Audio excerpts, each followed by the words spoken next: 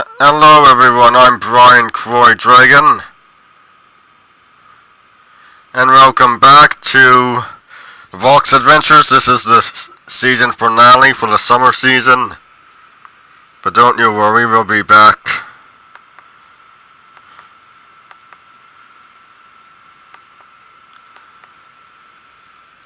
when the summer event starts, which should be sometime next week. Now let's see here. A dungeon being done. Ooh, fascinating.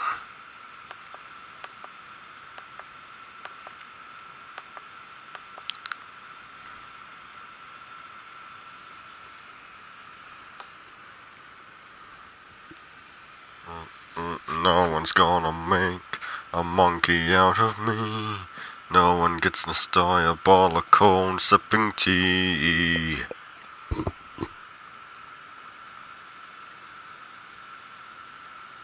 Holy crap.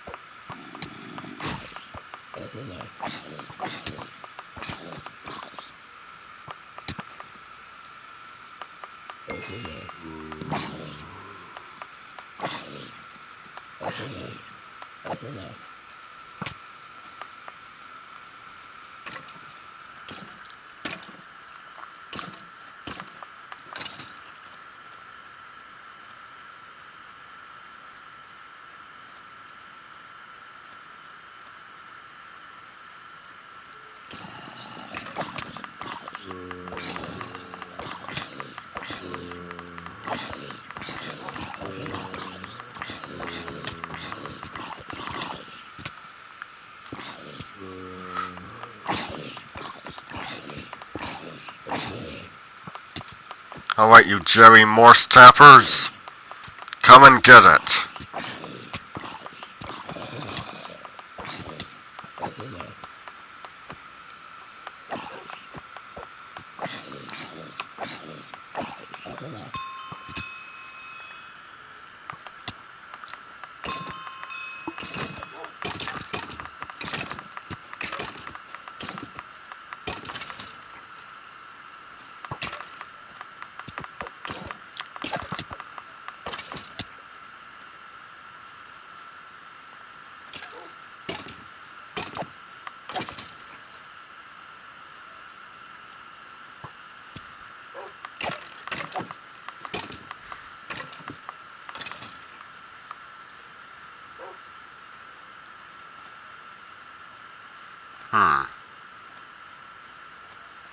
Strange.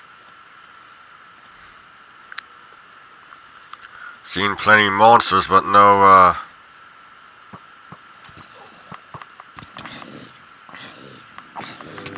other players.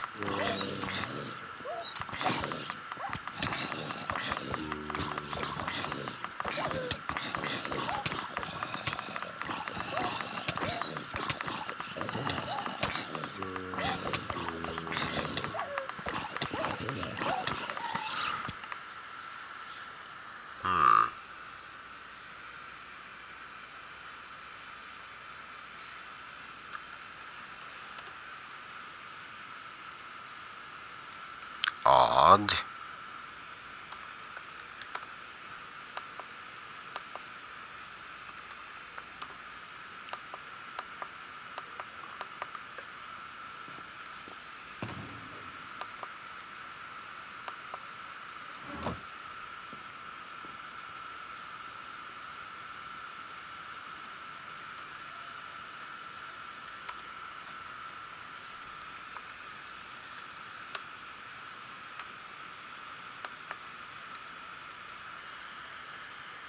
Well, my armor's on here, so look looking like a pincushion aside, I'm okay.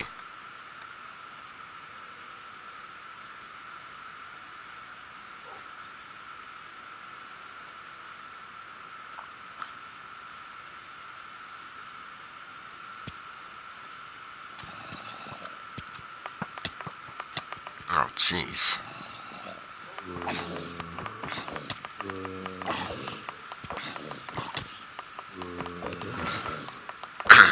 Okay. Let's get these guys, in their graves. Again. Because we haven't our zombies, so... Yeah, don't explain the joke.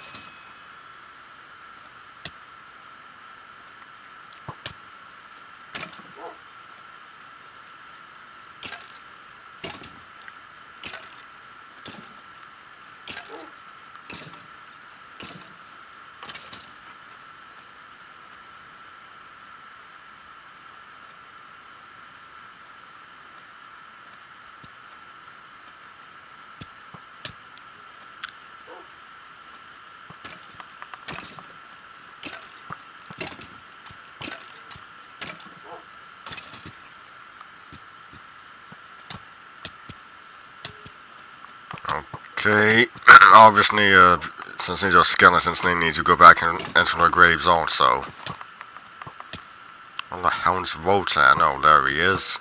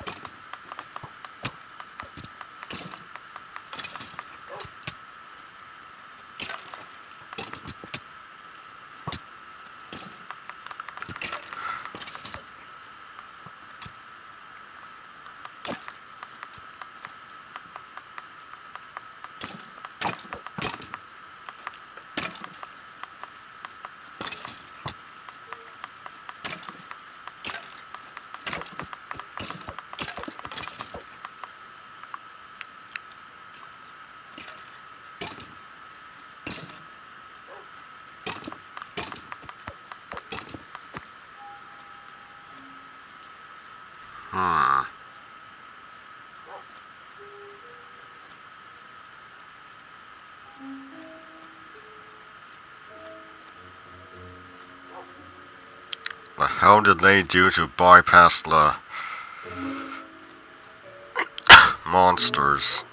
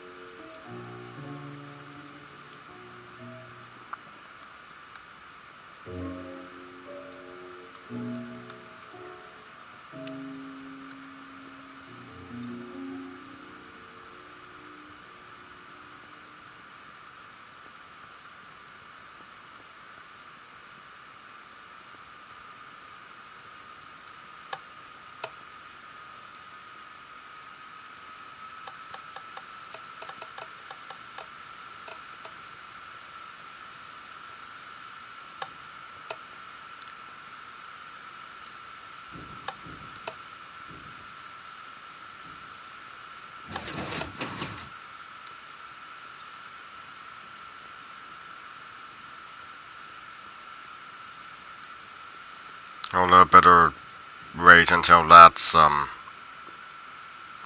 the flame one is, gone.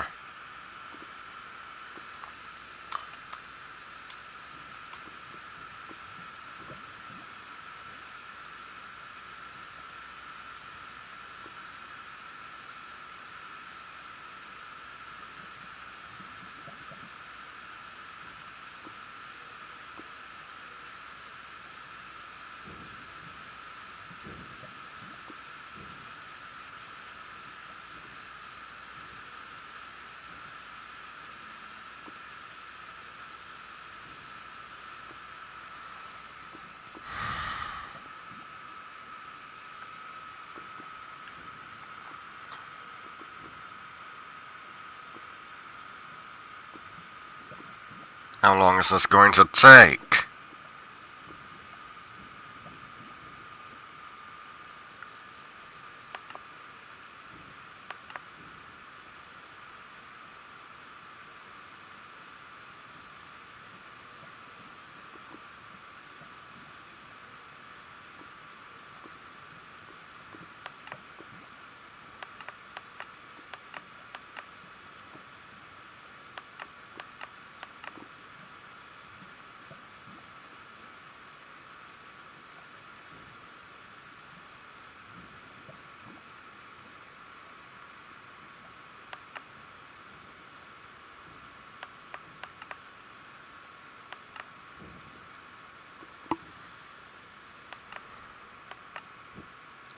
That's not...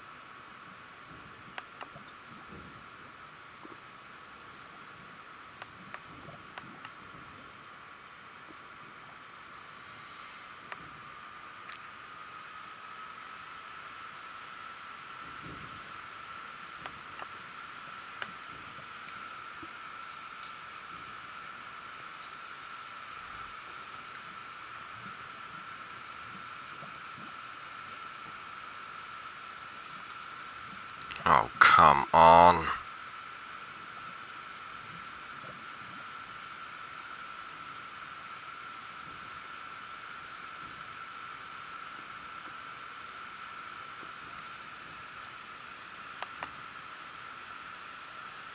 Oh, thank you. Can you please do something about the flame wall?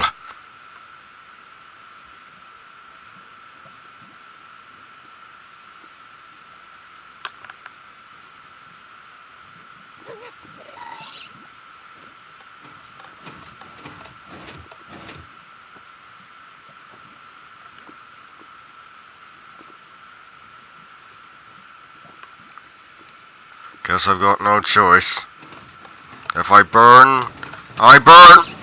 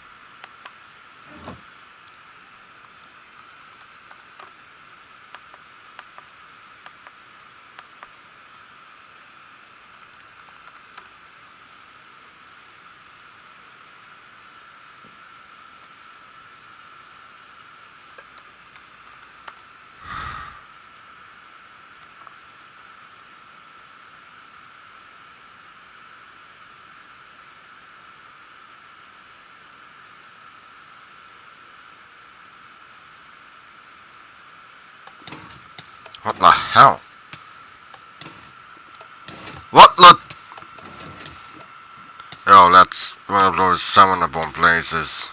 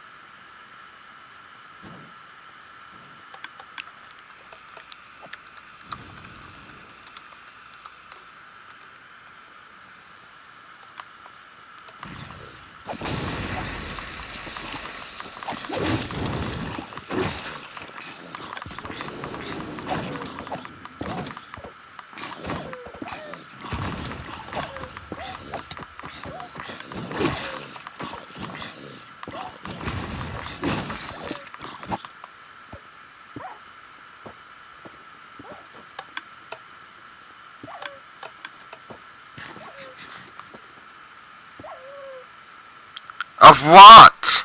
What killed him?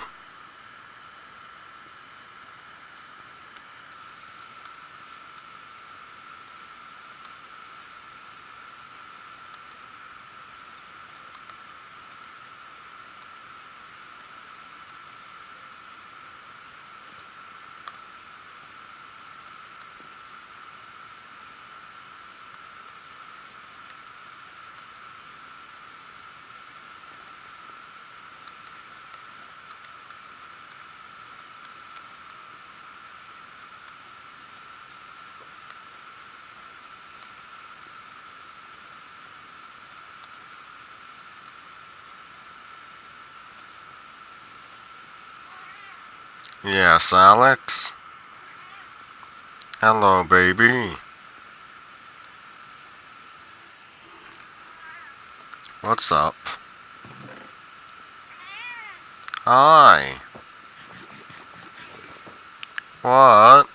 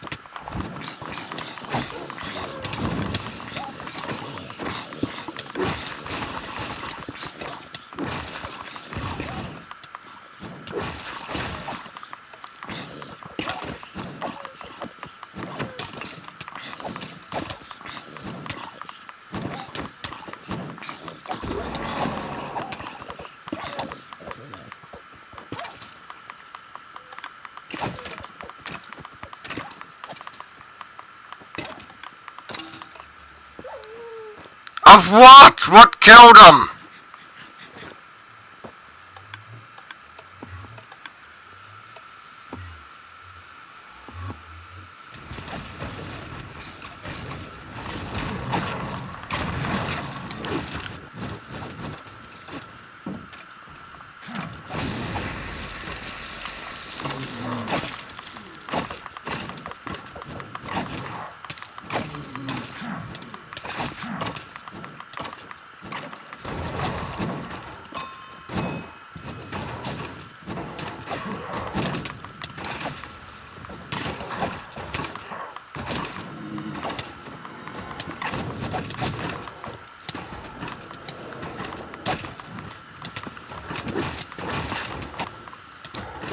Okay. Come on, Sektish.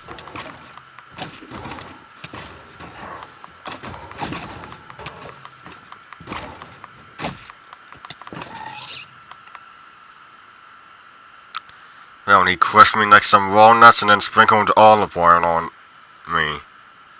That sounds wrong. Forget I said that.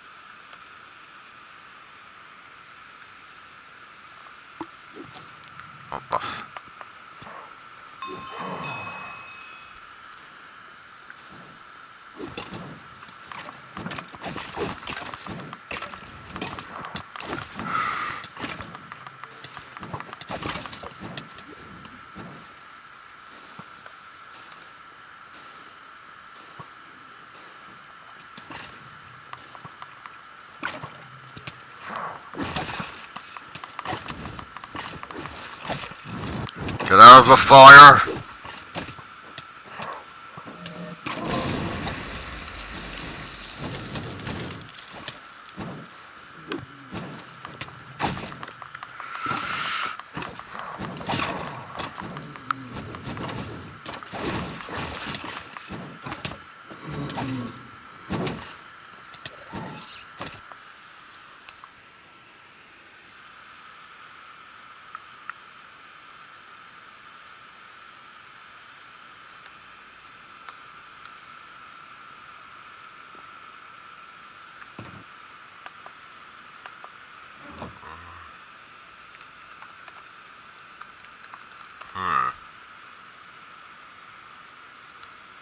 Guess it's a bit early to know if I'll be doing another one after this.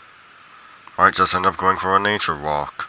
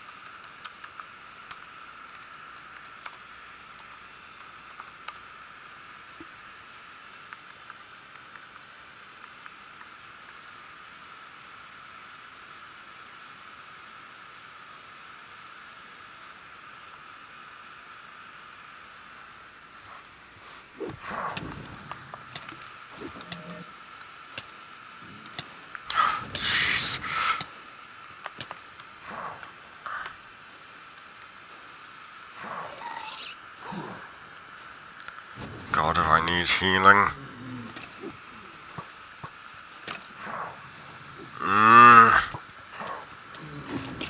Oh, this sucks. I can't even get close to him.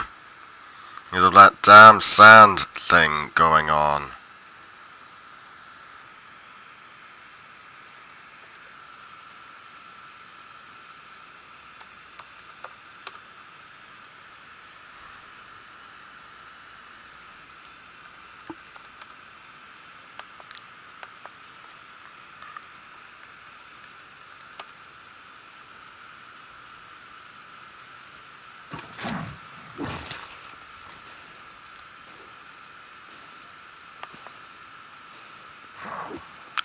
Stay out of the sand and I'll be okay.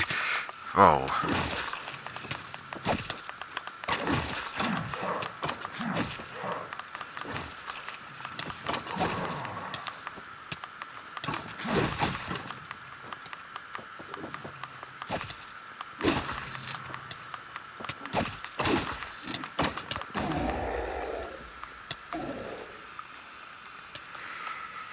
Okay, he's dead. What did we get?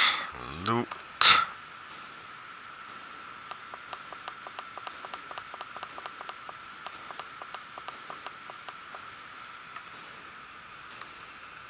Let's see our wallet.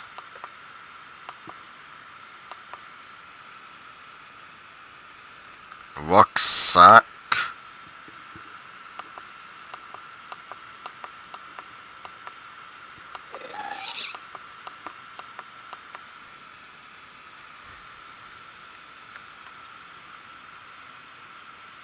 Yeah, I'll be replacing these.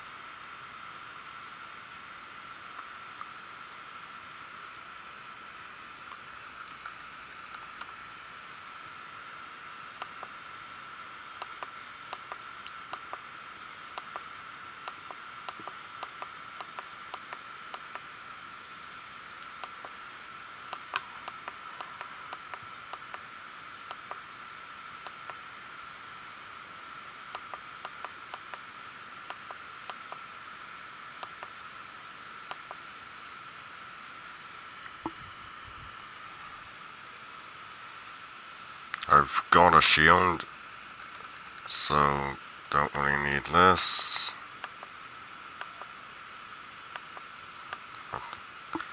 Oh.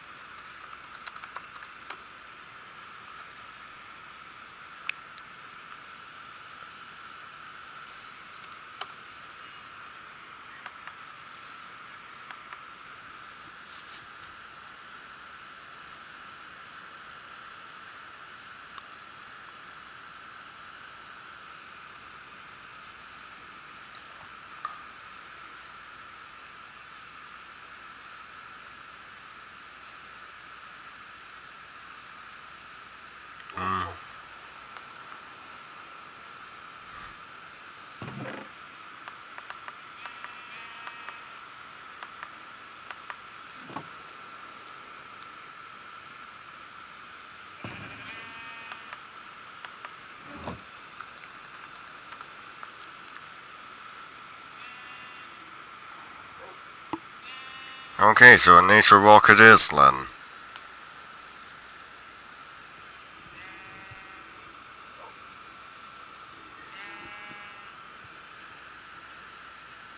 Hi.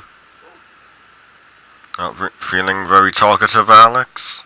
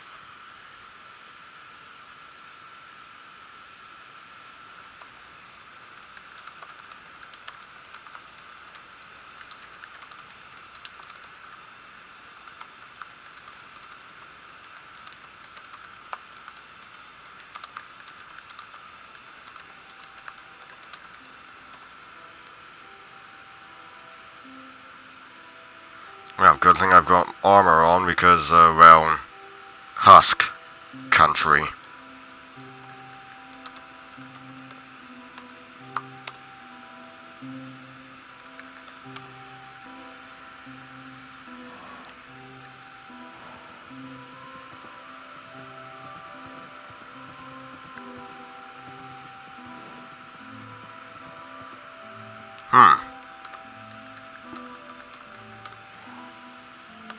Excellent.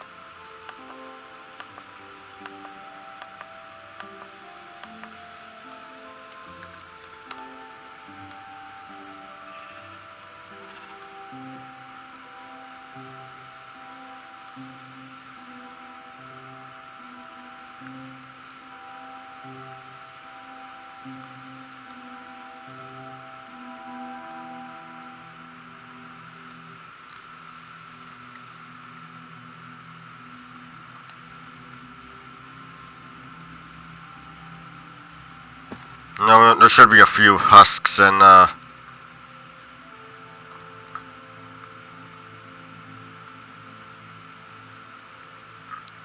Shifting Sands. Actually, I've been thinking of, thinking up some themed worlds, for the Halloween event. Obviously, for a mummy-themed world, we'd need husks. And not just have them all be like Karis, have some of them be a bit like Imhotep, some... try to get each... down something of each mummy movie in there. The original Universal series, the Hammer series, the Universal remakes, the Tom Cruise one.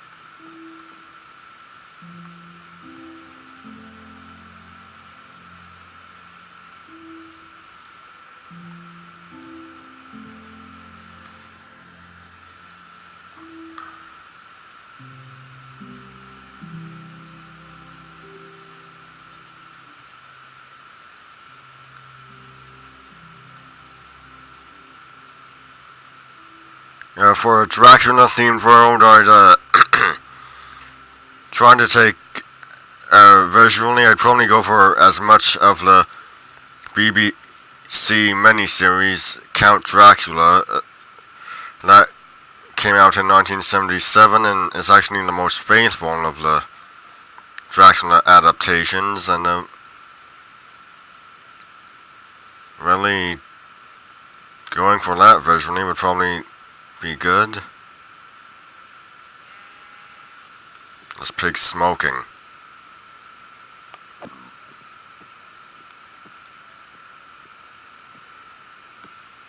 Don't you know that smoking is against the law?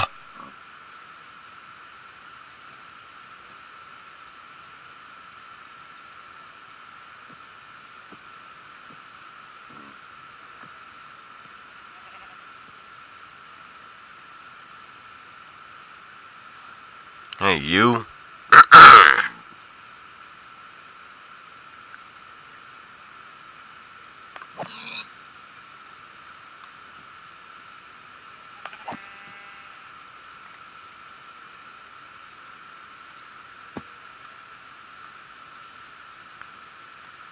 I only kill for blood and round self-defense and round dungeons, so...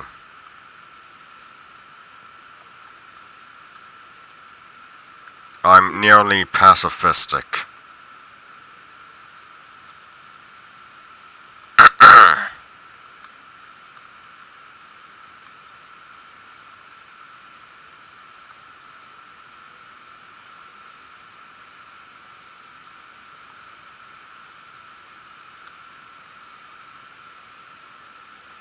Hello, what have we here?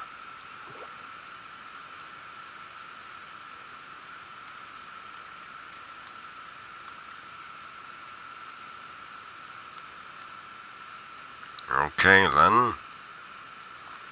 Odd.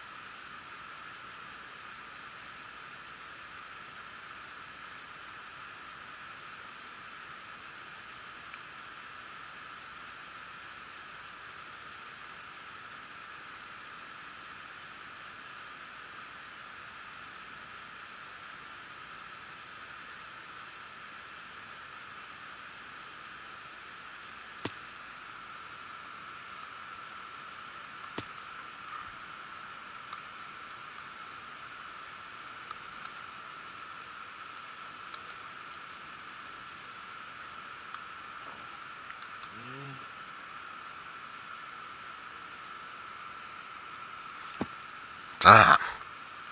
Okay, let's try that again. Damn it.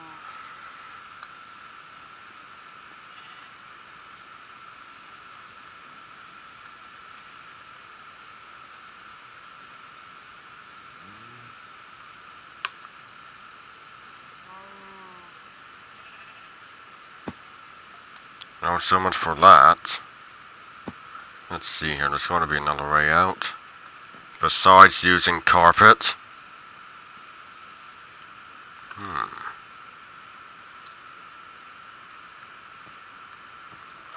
There we go.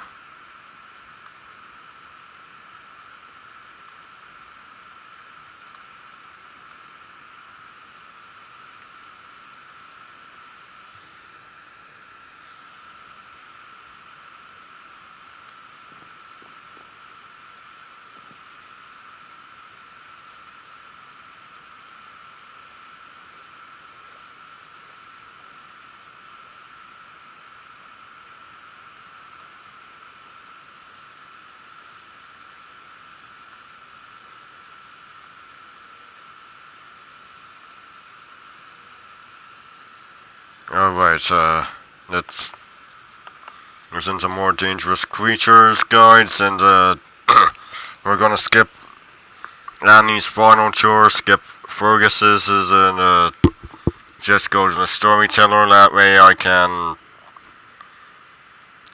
since I've only gotten Annie's and Fergus's onto iTunes, and I haven't listened to the storytellers, or that will just put them on to iTunes, and then I can make the playlists.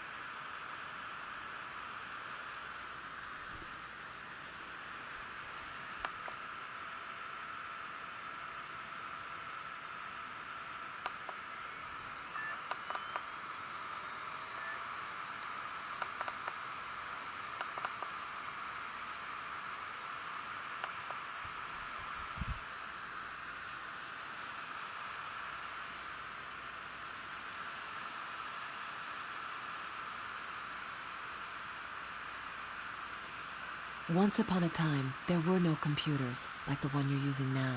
No books, no pens, no paper. There was no way to hold on to history except by remembering it. There was no way to pass history down except by telling it over and over. The Aboriginal people of Australia began doing that 30,000 years ago when they first came to Australia from Asia.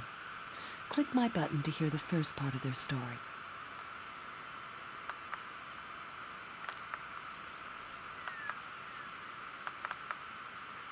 In that beginning time, the spirit ancestors of the Aboriginal people lived on Earth, and they had the characteristics of both animals and people. They dreamed a long dream, and in that dreaming, the creatures of the Earth came to be as we know them now. In that time, there was not yet death. It was the fault of the first humans that death was let into the world. For the moon came down to the earth and said to them, "If you carry my pets across the river, you will rise again to life after you have died, and so live forever." But the humans refused. They were afraid of the moon's pets, which were all deadly snakes. So the moon said, "Silly humans, now when you die you will stay dead, and I will always send you poisonous snakes to remind you that you disobeyed me." One of those snakes was the mangrove snake. One day he sat complaining to his friend the whip snake. "Yeah, I am very poisonous, but I am so slow. The humans are always chasing me, and I must bite them when they catch me. It is quite exhausting." The whip snake, who was very fast, but perfectly harmless, said, "Let me have your poison teeth, so the humans won't hate you anymore, and since I am too fast to catch, I won't need to bite them." The mangrove snake agreed, and ever since he's been only poisonous enough to kill his food, and humans don't bother him.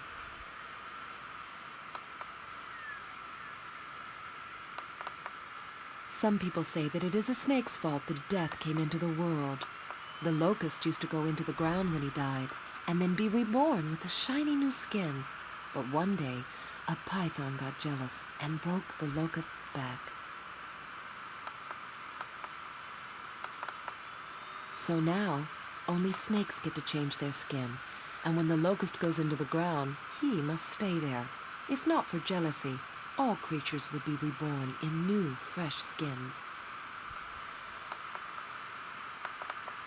The echidna used to be as smooth as a frog, but he was punished for luring young men to his campfire and eating them instead of hunting for food like everyone else. The angry tribespeople surrounded the echidna and threw spears until he was stuck full of them. The echidna was great friends with the spider who makes his home underground, so he knocked on the spider's trapdoor until the spider let him in. But the echidna still has a back full of spears, and to this day he crawls underground when he feels he is in danger. The kangaroo used to run on 4 legs, but one day he spied on a sacred gathering where humans were dancing. The music got into his blood, and after a while he could not help but get up on his hind legs and join in. The medicine man bewitched the kangaroo so that he'd always hop on his hind legs, and initiated him into the tribe so he would forever be the people's brother. One story tells of a great gathering of many tribes, dog and snake and spider and so many more. The dog people were disrespectful, and finally the great creator lost patience with them. He told them, "Since you barked and howled through my sacred rites, you can bark and howl forever, but never again shall you say a word." And they were struck dumb and turned into dingoes.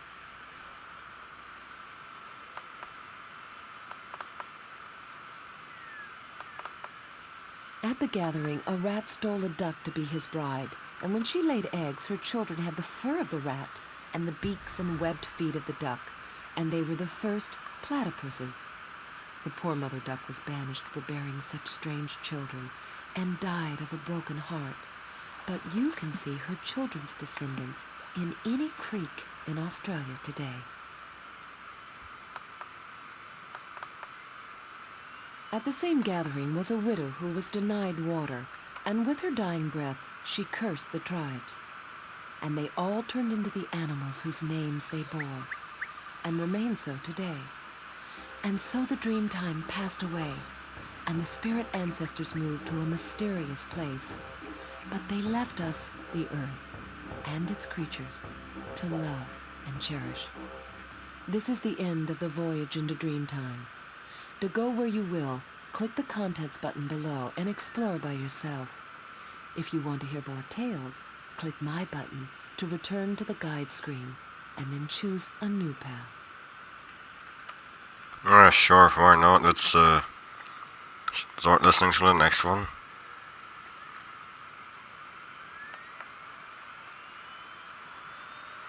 Perhaps you've heard Aesop's fable about how the slow and steady tortoise won a race against the quick but flighty hare. Or maybe someone told you about the man who pulled a thorn from a lion's paw and won his eternal friendship. These tales, and many others besides, came from Asia. They've been translated into so many languages and have so many versions that it's almost impossible to say who told the story first.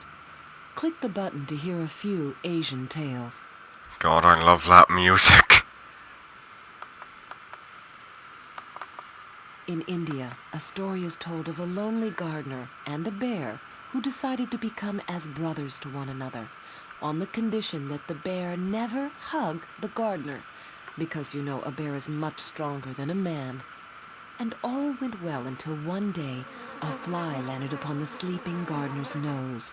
The bear tried to shoo the fly away, but the fly kept returning to land on the bear's friend. Finally, the bear lost his temper and smashed the fly with a rock, killing the fly, but also the gardener. Should have left enough alone, Baloo.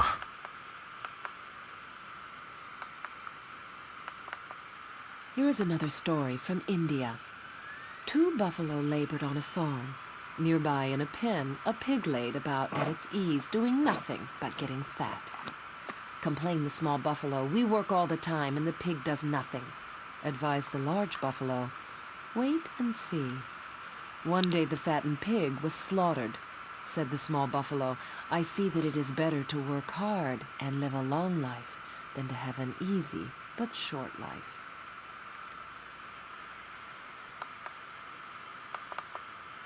According to an Indonesian tale, one day a boar woke up and told his friend the antelope, "I must eat you, for I have dreamed this, and it must be so."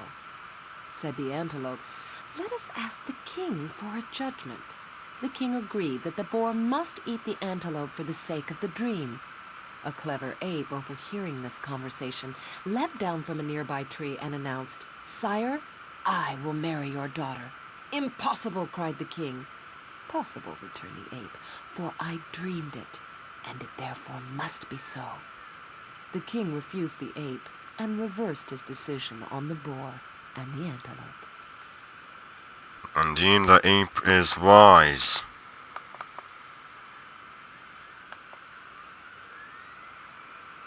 From Nepal comes another tale of an animal who tried to overstep his place. A rat sought the most powerful person in the world to marry his beloved daughter. He first tried the sun, but the sun refused the match, saying, "The clouds are more powerful than I. They can keep me from shining." Said the clouds, "We are blown by the wind." Said the wind, "The mountain does not bend before me." Said the mountain, "I can be split by a growing tree." Growled the tree, "How dare you ask me to marry your daughter? You rats make our lives miserable. You gnaw on our roots." The father cried, "So we rats are the most powerful in the world." And he married his daughter to a fine young rat, which was what she wanted in the first place.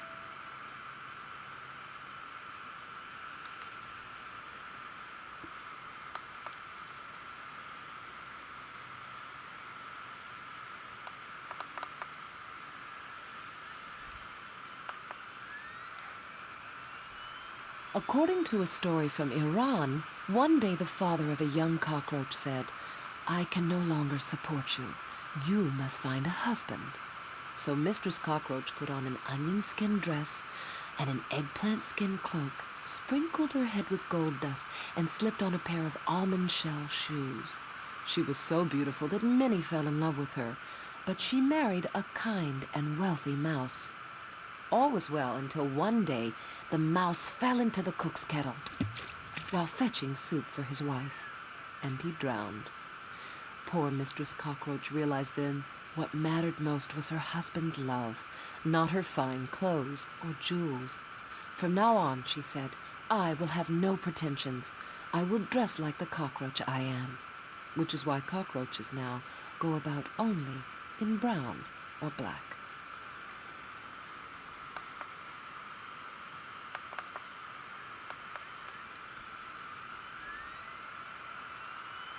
From India comes a tale of an elephant and a clever rabbit. In a time of drought, a herd of elephants discovered a pool whose banks were home to many rabbits. Often the poor rabbits were crushed by the elephants' feet as they waded into the water. Finally, a wise old rabbit approached the Elephant King and said, "This pool belongs to the moon, and we are its guardians. You must leave." The elephant laughed. "Prove it," he said. The rabbit said, "Look into the pool." And behold, there was the moon floating in the water, and further, it bore the mark of a rabbit. For in India it is said that there is a rabbit in the moon rather than a man in the moon. The elephants apologized and left.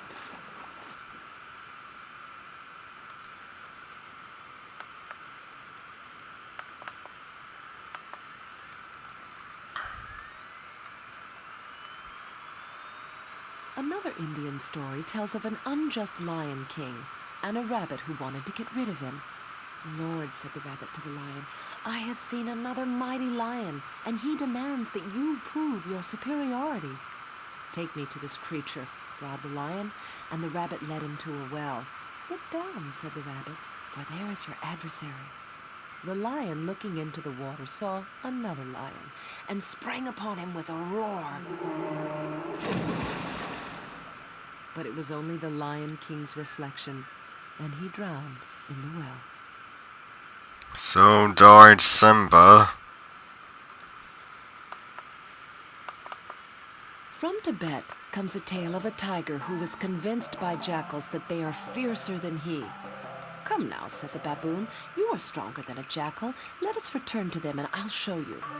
The tiger is so frightened that he ties his tail to the baboons, the way you and I might hold hands. And when the jackals tell the tiger they'll eat him and the baboon, he runs away so fast that he pulls off the baboon's tail. That is why baboons have no tails today. Yeah. I think there's a better baboons not have tails.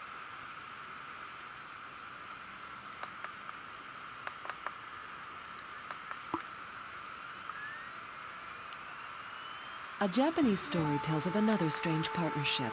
A crab was killed by a monkey, who is, as in many Asian tales, an unscrupulous animal.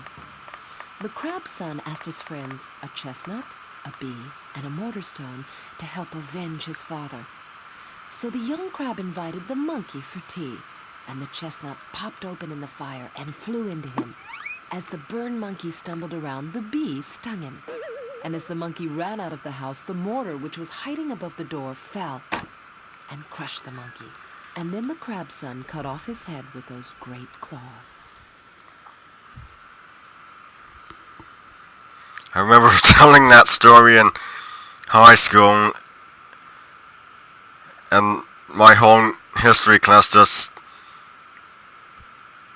didn't know what to say to that. They had been enjoying the stories I had been telling, these stories, until I had gotten to that one, and they found that one to be rather dark.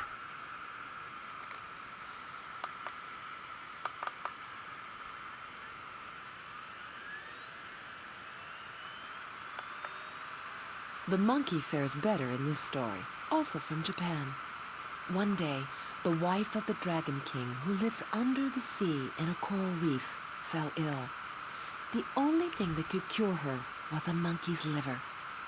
The jellyfish, who was at that time armored like a turtle, went to Monkey Island and offered to show the Dragon Palace to any monkey that would ride upon his back. One monkey accepted, but as they traveled, the jellyfish accidentally revealed that the monkey was wanted for his liver. The clever monkey said, "Too bad I left it in a tree. We must return to Monkey Island for it." Of course, the minute they touched dry land, the monkey ran away, and the jellyfish had to return to the Dragon King without the monkey or his liver. The furious king had the jellyfish beaten to a pulp, which accounts for the jellyfish's present state.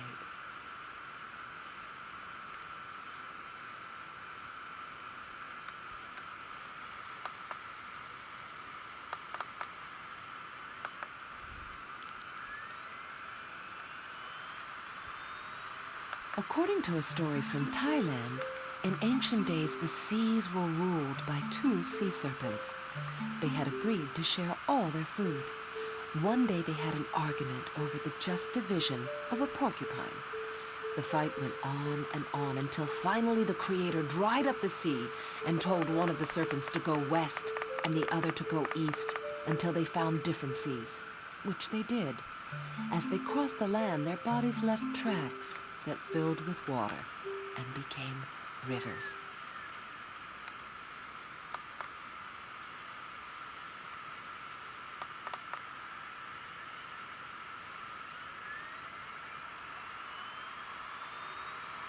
This last story is from Nepal.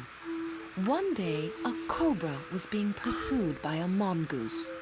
She begged many people for help, but it was a poor young farmer that came to rescue her.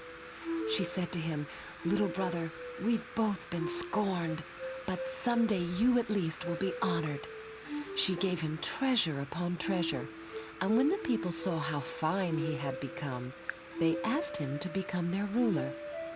So it is that the farmer was repaid for his kindness to a small and unloved creature. And that, finally, is the point of many of these stories, that every living thing is to be cherished and respected. If you're tired of tales and want to explore on your own, click the contents button below. But if you'd like to hear more, click my button to return to the guide screen and then choose a different path.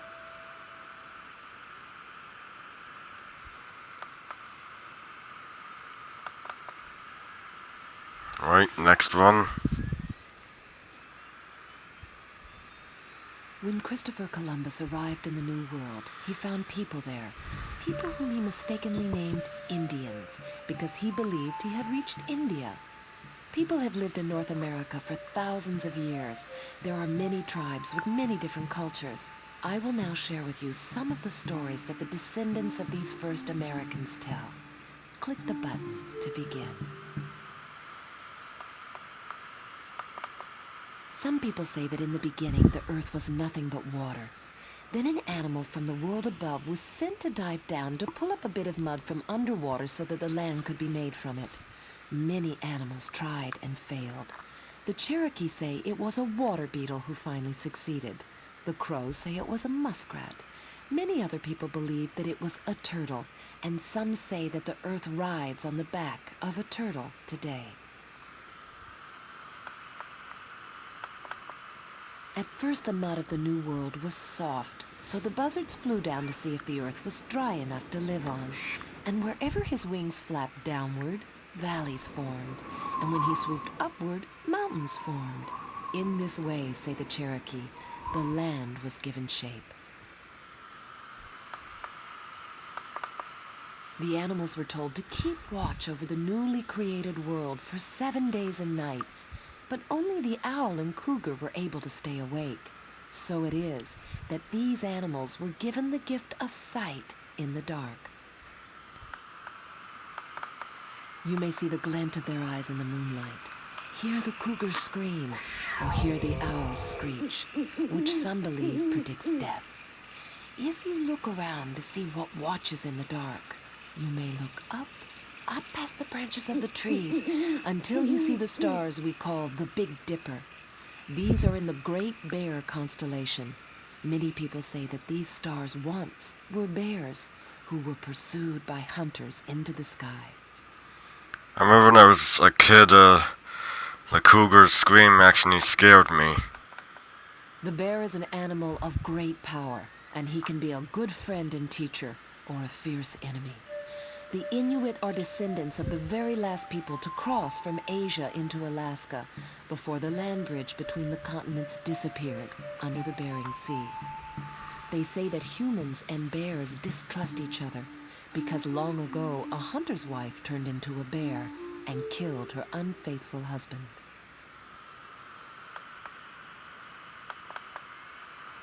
The Pomo of Northern California have a story about a girl who married a rattlesnake. She lived with the rattlesnake and bore him 4 sons, and she told him that they must never bite their human relatives. Like all children, some listened and some did not. According to the Okanagan, the Northwest people, one day Rattlesnake got new powerful fangs that could kill. But Rattlesnake promised that he would not bite anyone who treated him with respect, and that he would never bite anyone without a warning shake of his rattle.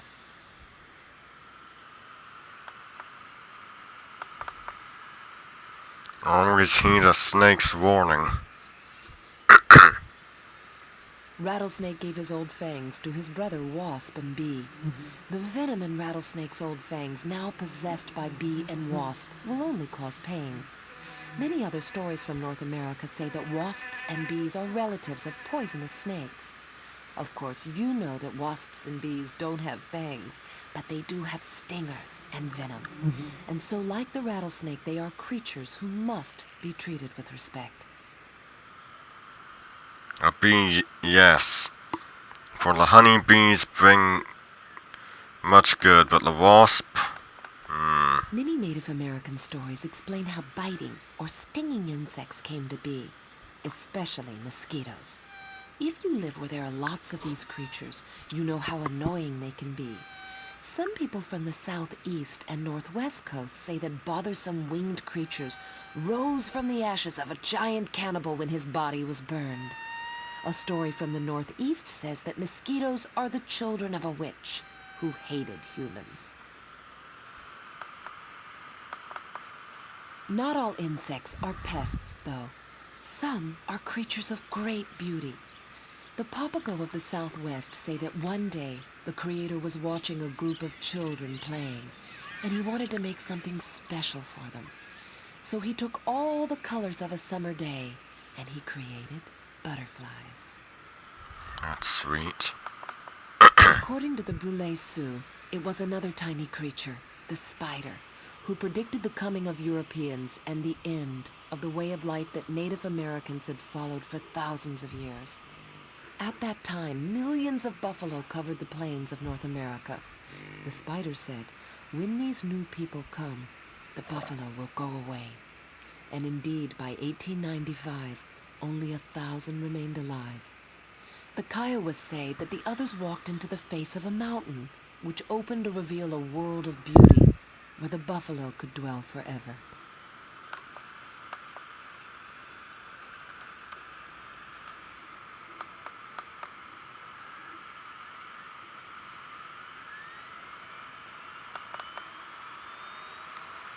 A tale from the White River Sioux says that an old woman sits in a hidden cave, sewing porcupine quills onto a buffalo robe, in the old way of the people, and her dog watches her.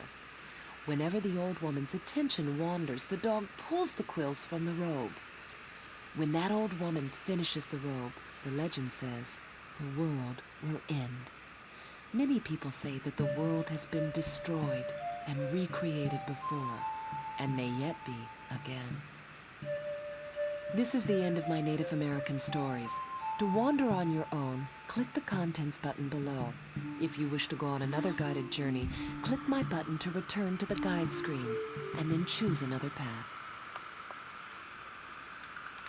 Right, let's finish these stories up with the stories from Africa. In the beginning, the sky god owned all the stories that would ever be told. So say the Ashanti people of Ghana in West Africa. But Anansi the spider, who was the most clever of the animals, bought them for a gourd full of hornets, a python, and a leopard. Now, as I am a storyteller, I may borrow some stories from Anansi. So click the button, and I'll take you on a storyteller's tour of Africa.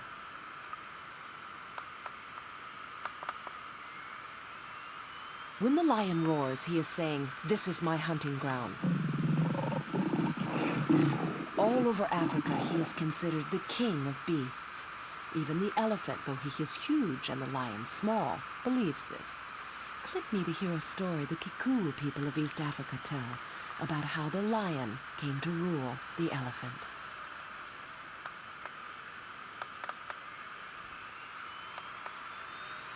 One day when Bushbuck comes home, there's someone in his house. Bushbuck does not go in because the voice from inside promises to eat him. Bushbuck, who has no courage, sits down and cries. And then he calls his huge friend Elephant. And the voice promises to eat Elephant, so Elephant calls his friend Lion, whom the voice also promises to eat.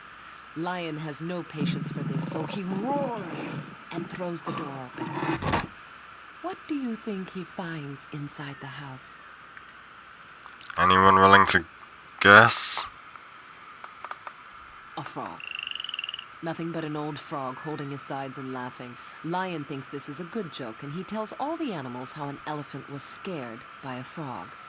Elephant, as you can imagine, was very much embarrassed. And that's why, even though he's so much bigger than Lion, Elephant thinks Lion is better than he is. Because Elephant was scared by a little frog, and Lion was not. So it is that the elephant and lion are not the best of friends, because Lion laughed at Elephant. Hyena and Lion also used to be friends, but one day Lion fell into Hyena's fire and was burned to death. This happened in the dream time of the Khoikhoi, a group of people who have lived in southern Africa since ancient times. Let's get you free lair.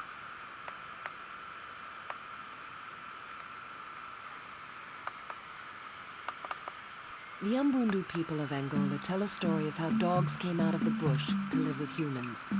One day, Dog's friend Jackal says, "Dog, oh dog, go to the village and get fire.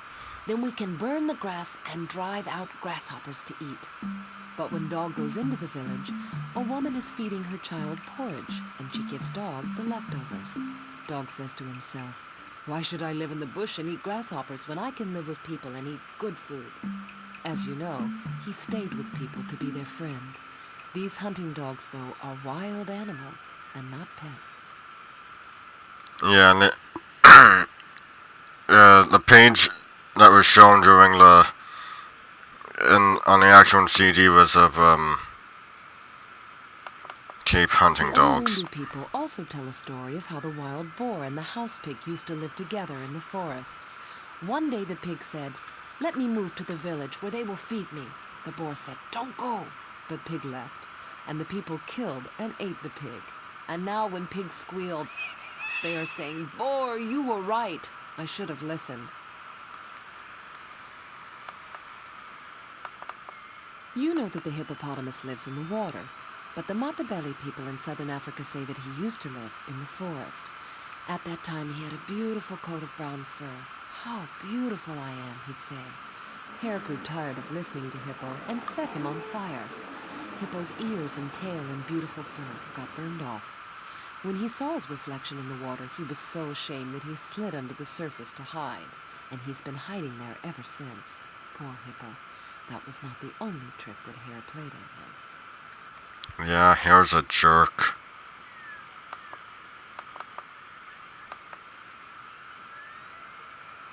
Hare once challenged Hippo to a tug of war, but he tied the other end of the rope to a sleeping rhinoceros. Before this time, Rhino was a fine, friendly fellow, but then Hare treated him so badly.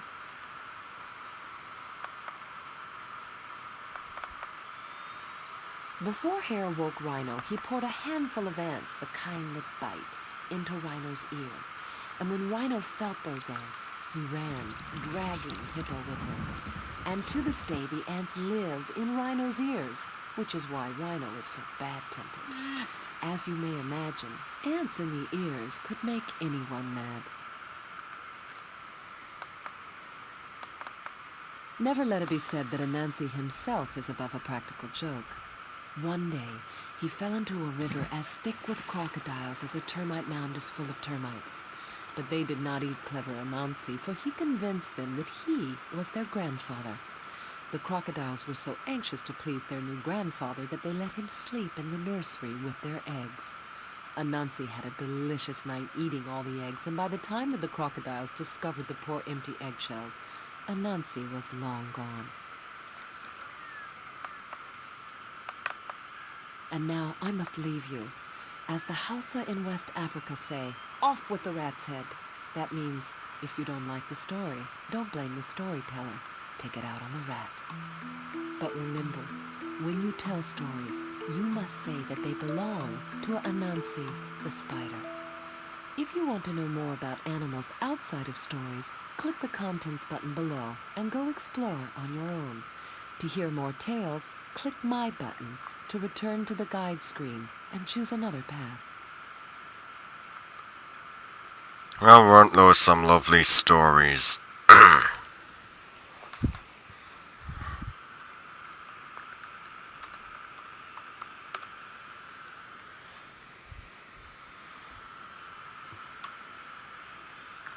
Let's get the sound back on. Excuse me.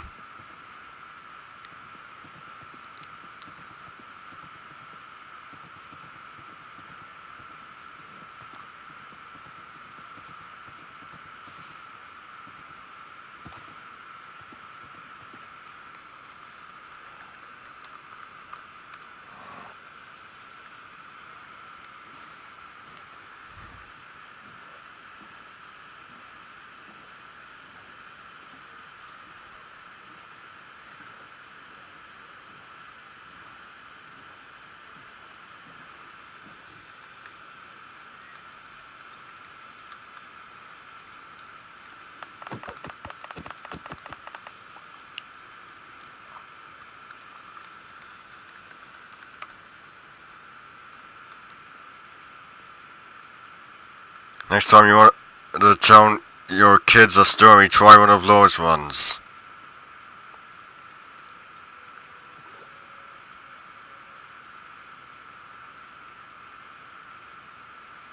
Wouldn't those make excellent bedtime stories?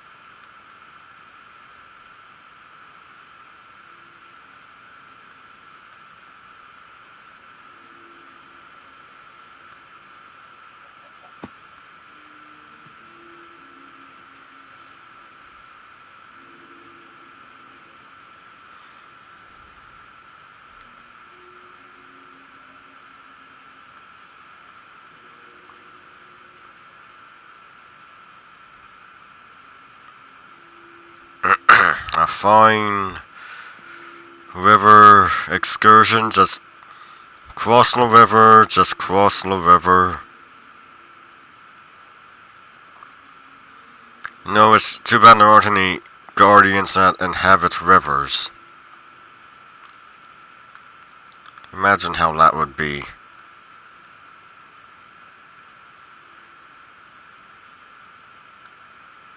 That would be exciting.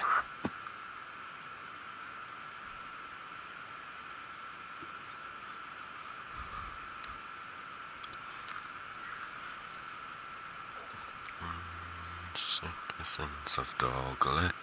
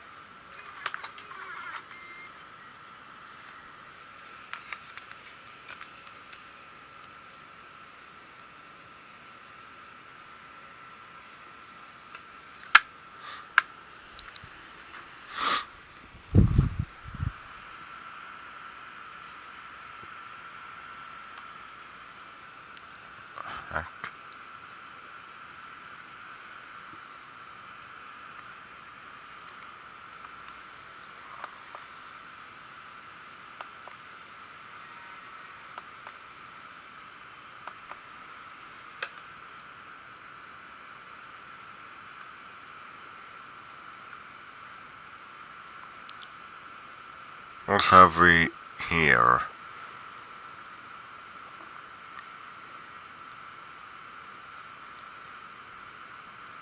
A dead end.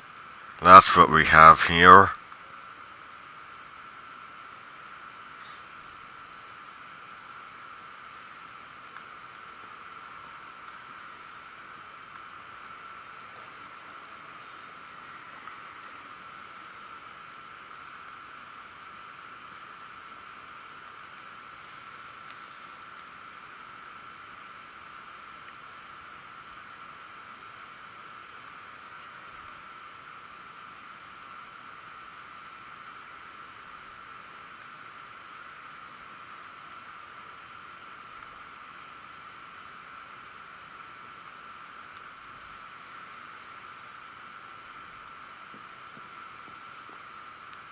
Yeah, I guess it's better to wait here than in the water.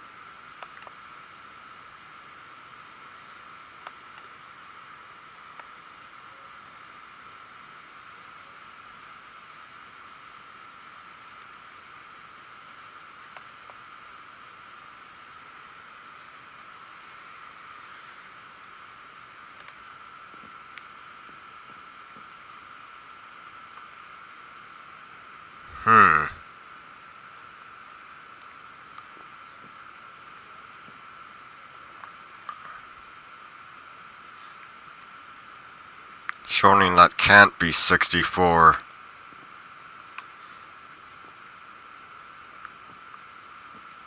No, it must be less than that.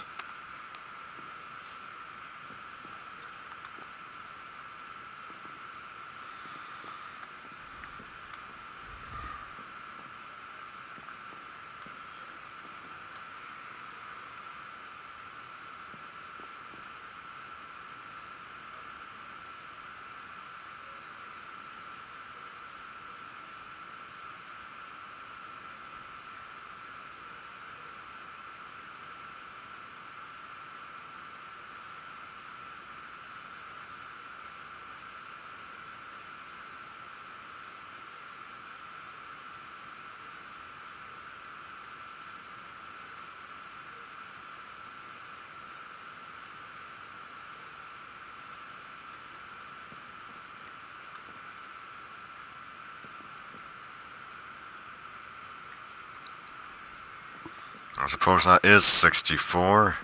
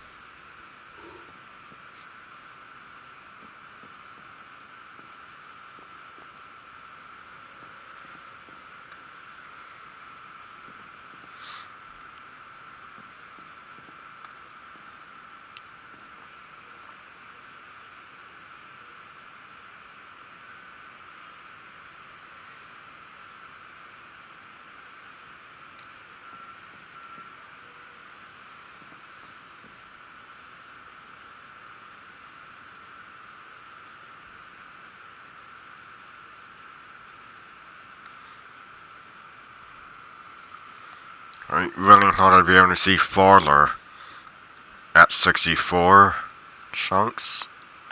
That is the... Yeah, render distance of 64, I thought I'd be able to see farther.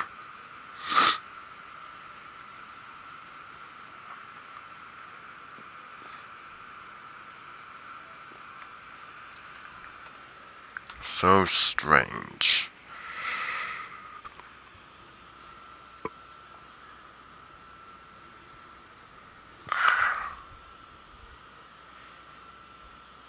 You can have the farthest render distance, but at the same time you won't be able to see everything.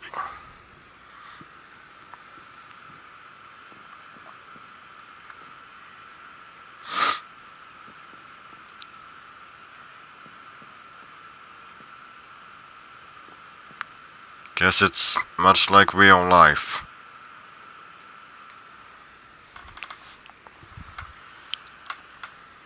You can see as far as possible, but you won't be able to see everything.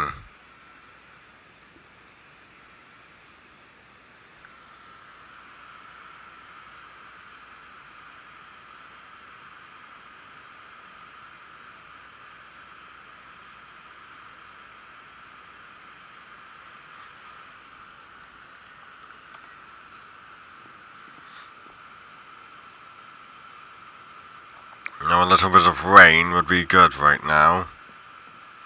It's not like eclipses have been introduced to vanilla Minecraft. There's probably a mod for it.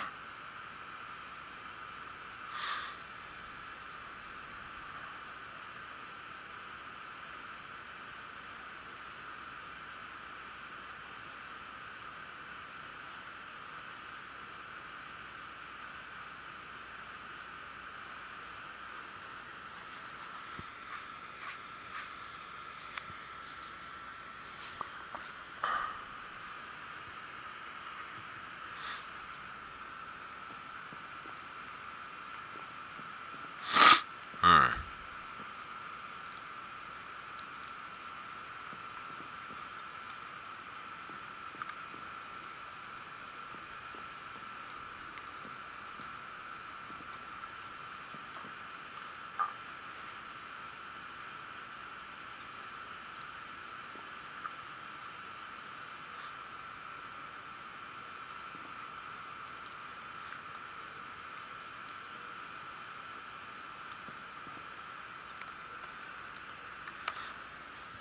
3:26. The sun should be going down any moment. Any moment.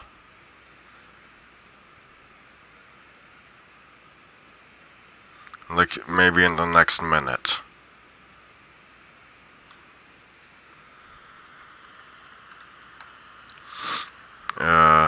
The next minute.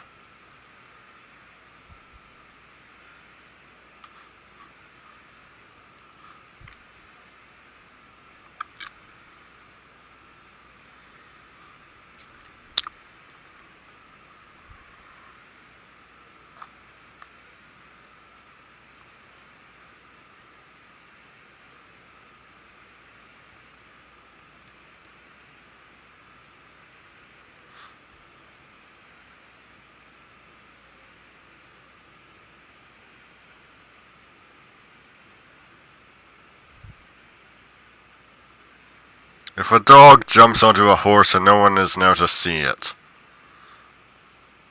did it really happen?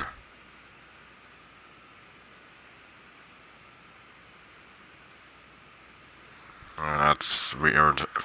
Forget I said that.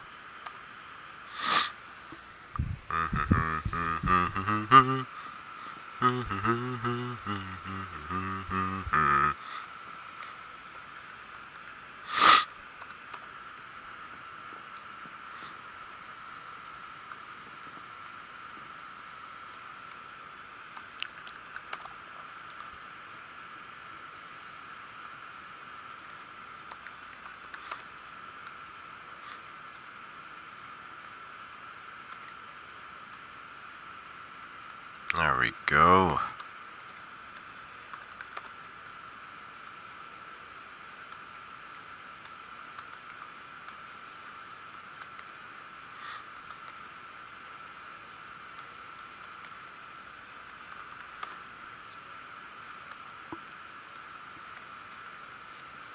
Snow-capped mountain. An excellent place to end this season.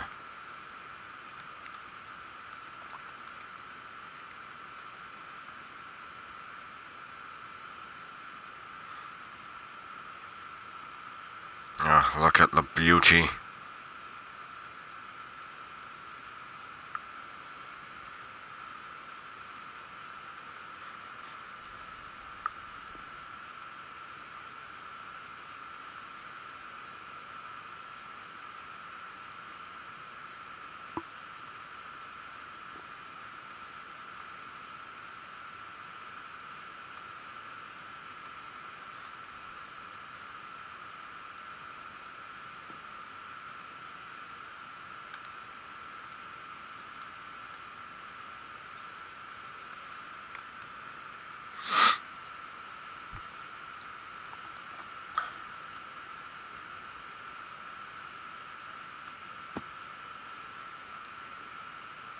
I think I'll save my pre-rewards for dungeons and boss battles.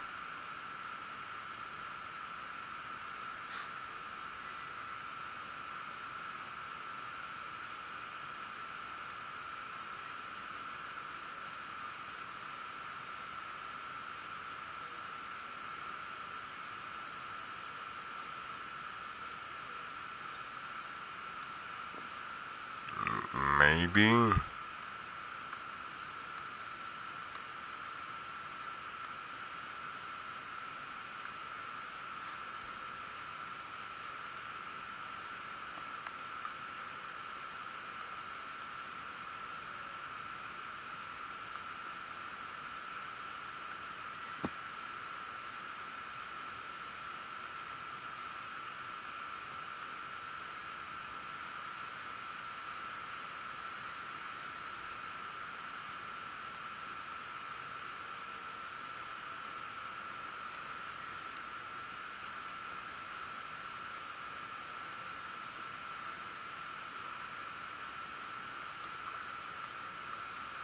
Let's see how high I can go without using carpet. Not so much for that.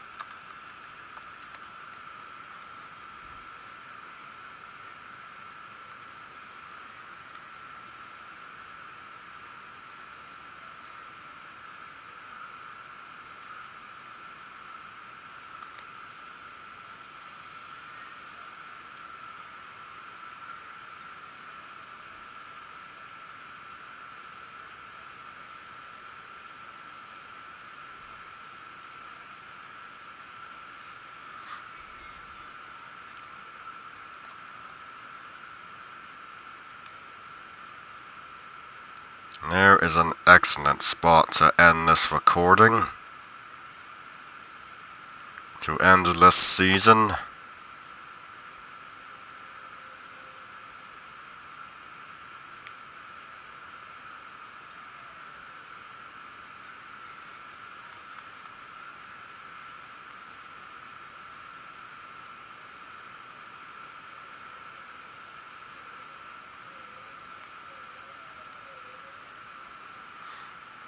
This is incredible.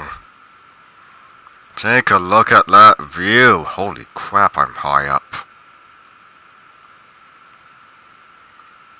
Thought I was so high up I couldn't see the ground.